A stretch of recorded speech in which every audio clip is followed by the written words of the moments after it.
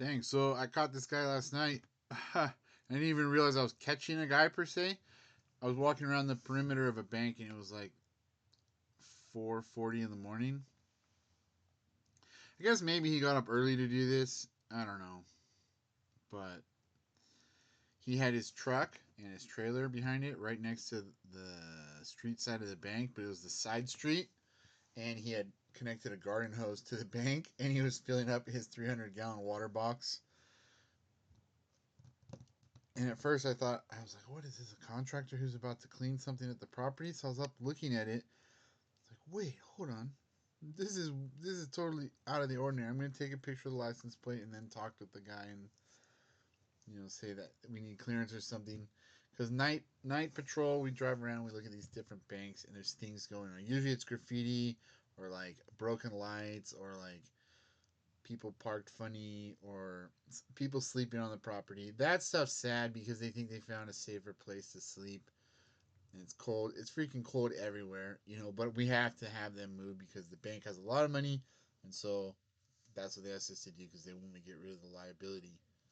Um, so I was taking a picture of the license plate though, and I kind of crouched down between the trailer and the truck, and I was taking a picture, and I heard this noise, and I went, "What?" I didn't realize I had blurred the picture. I thought I got the picture, and I backed away. I was like, "Oh!" I started talking to the guy. I was like, "Oh, hey, are you contracting here?" He goes, "Oh yeah, I clean the front sometimes." Basically, I caught him taking some water. Maybe he does, maybe he doesn't clean the front sometimes. Like maybe he does, but maybe I had an agreement from the manager though. Like we don't have communication in the middle of the night with the actual management, so I sent the pictures to our central security office and made a report to the bank's central security office. These little app phones, so I didn't accuse him of anything. I just kind of let him go. But I thought I had the license, and I went around to look at the picture to send it. So I was on the other side of the building. I was like, "Oh crud!" And I lifted it up. But when he came out from the truck, I'm armed, right? But I'm not thinking of this as any type of a confrontation. Um, cause I didn't see the guy. He like stood like this. He came out. He's like, "Hey," but he's fumbling with his keys, right? I was looking at his hand. That's a way. If you've never seen somebody do it, they pull a pistol out right here and they aim at you like that. So for the split second, I was like, "Oh crap, I'm stupid." Like I should have taken a picture from further back, you know. Yeah, had he gotten out with a 38 special, I would have been the dumbest guy ever to get shot like that. But just doing routine checks on a building, I guess maybe I should think of that. It's cornering someone out in the open because he still had to go and like unscrew the garden hose, and he had a special key that he had to use. So I mean, the recommendation to the business is to put a better locking device on their hoses. I've actually gotten them to put 5 or 6 on at different banks for different reasons. Basically, just seeing it and then showing to them, hey, there's some type of way, one thing or another. Take a couple pictures and say, hey, we're pretty sure people have been using this at night. So another thing people do at night is they will like unscrew the little plates at the bottom of the light poles in the parking lots. They'll take the faceplate off and they'll like take a phone charger and they'll cut the little plug and they'll make like paperclip clips and they hang them on somewhere and they'll like pull it tight until they can see that their phone is charging. That stuff's dangerous, so they have to put better plates on sometimes when they figure out where they're doing it. Um, Little stuff like that. Like security's not only about like it's not about assaults and robberies all that much. Like I mean, I've seen a guy get assaulted on the property, and then some guy got out of his truck and started yelling at an old man. I was standing right there, and I kind of stepped forward, but I was still like 40, 30 feet away, like 20 feet away. I go, hey, stop, stop! You have to leave the property. And the guy like turned and started charging at me. While I was kind of bladed with my pistol holster started sideways because of the angle of everything. I turned and I had, you see like police standing there and stuff. Well, guards here too. Our hands inside of our vests. I kind of turned towards him turned my body turned, then he could see my pistol. And his eyes were like, he's like, hey, I'm gonna do what I have to do. He goes, like it was like a literal, no joke. Um, uh, our gang, like Spanky and the Little Rascals. Oh, and he turned right around and like went right to his car. Oh, woo! like, like I was gonna shoot him, right? And like, no, I wasn't going to, but I did look at him. I was like, oh my god, what am I supposed to do? Should I kick this guy in the chest or should I actually draw my weapon? Like, yeah, guy's kind of beefcake, construction worker. I think I was gonna kick him in the chest. I don't think I was gonna pull my gun. He didn't have a gun.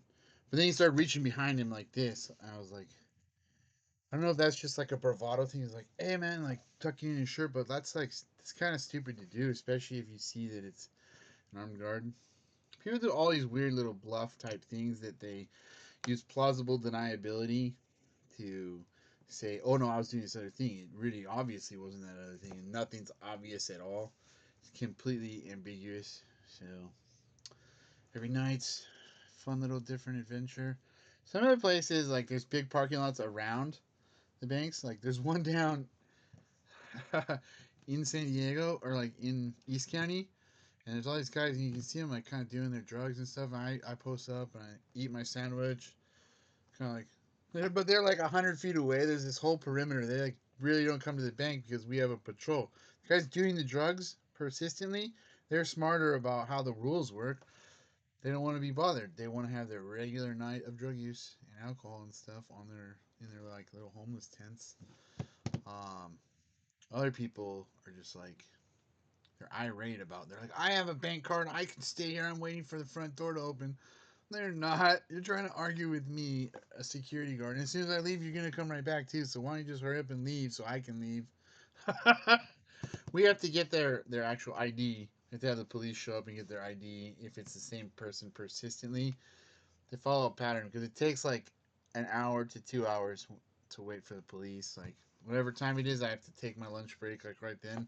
Usually, I've wasted an hour time, so they get their ID and then the bank and the bank overall security for the region and the manager decide whether they want to pursue a stay away order. Those things are interesting. It's different than restraining orders. It's a stay away order from a specific property, so you have to justify them. When the police show up, if someone won't leave when I ask them to leave, the police ask them to leave. If they start to leave, the police also don't arrest them. So, first time I realized they didn't get their IDs right away is the first time I was like waiting back, and then they get done. It's like, oh, all right, thanks. So, you have their ID and stuff. I have to put it in this report with this police report number. They go, oh, there's no report. We just ask them to leave, and they start to leave. We just that's it. But we do it into a incident report and a police report if they refuse. So it's like a double layer of the same thing. They get two choices whether they want to have to be arrested or not. But you can if you get there first, talk with the police officer first because you're there.